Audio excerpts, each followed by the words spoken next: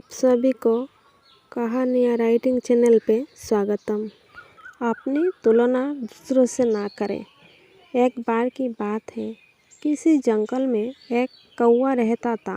वह बहुत ही खुश था क्योंकि उसकी ज़्यादा इच्छाएं नहीं थी। वो अपनी ज़िंदगी से संतुष्ट था। लेकिन एक बार उसने जंगल में किसी हंस को देख लिया और उसे देखते ही सोचने लगा कि ये प्राणी कितना सुंदर है। ऐसा प्राणी तो मैंने पहले कभी नहीं देखा, इतना साफ और सफ़ेद। ये तो इस जंगल में औरों से बहुत सफ़ेद और सुंदर है, इसलिए वो तो बहुत खुश रहता होगा। कौवा हंस के पास गया और पूछा, भाई तुम इतने सुंदर हो, इसलिए तुम बहुत खुश होंगे।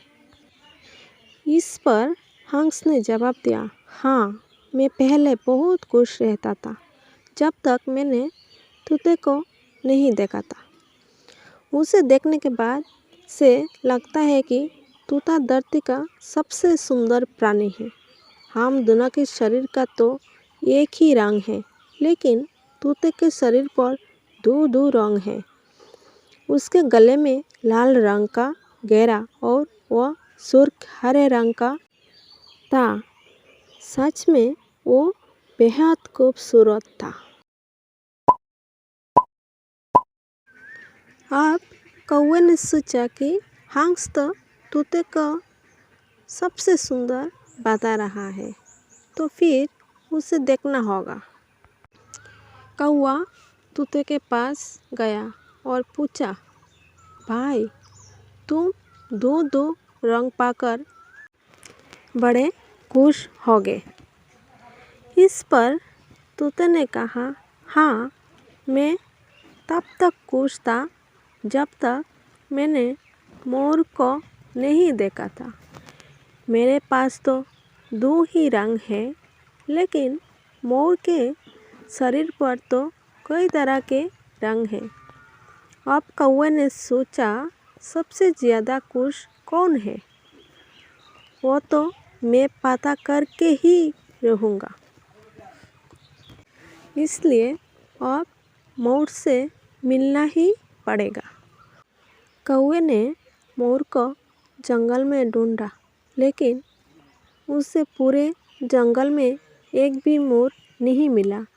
और मोर को ढूंढते ढूंढते वो चिड़ियाघर में पहुंच गया तो देखा मोर को देखने बहुत से लोग आए हुए हैं और उसके आसपास अच्छी खासी भीड़ है।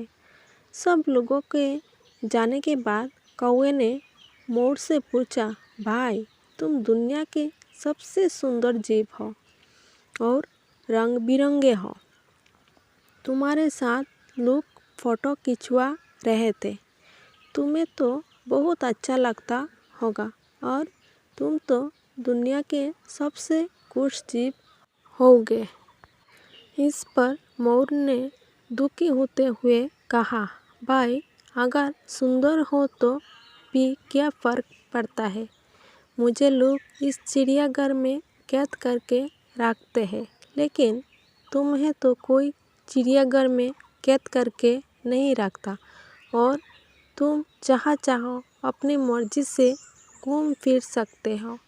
इसलिए दुनिया के सबसे संतुष्ट और खुश जीव तो तुम्हें होना चाहिए, क्योंकि तुम आज़ाद रहते हो।